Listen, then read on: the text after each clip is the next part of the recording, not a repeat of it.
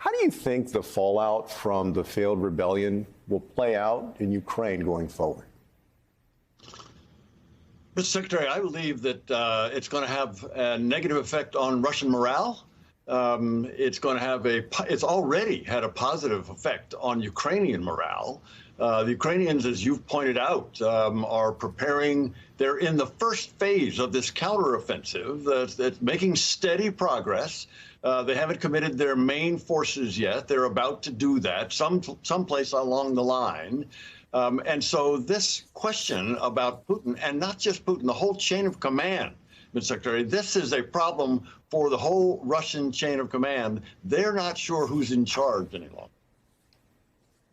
Well, in June, CIA Director William Burns traveled to Ukraine, where officials there told him of their ambitious plan to retake more territory and force Russia to the negotiating table by the end of this year.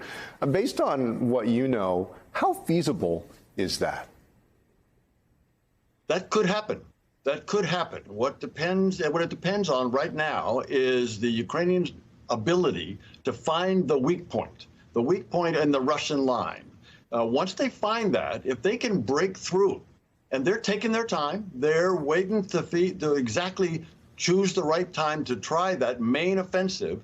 If they find that place and break through and then rush through other reserves through that breach, they could do that. They could take the territory that they outlined to Mr. Burns.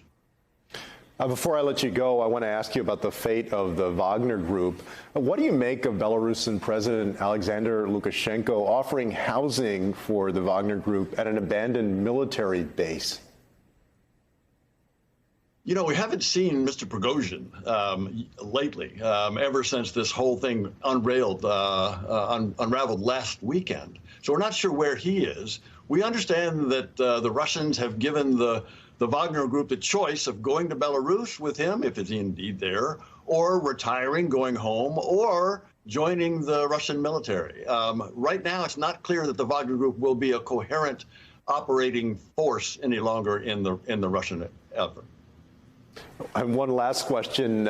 Recent polling from NBC News found that 52% of Republican primary voters would be less likely to back a candidate who wants to send more funding and weapons to Ukraine, as opposed to 28% of Republican primary voters who are more likely to support that candidate. How concerning are those numbers to you? Mr. Secretary, those are numbers different from what we saw just this week. Where we saw a major jump, a significant jump in support across the board for exactly that, for weapons going to Ukraine. In May, that number was 46%. In June, just last week, it was up to 65%. That's a jump of 20%. So I think the American people strongly supporting Ukraine.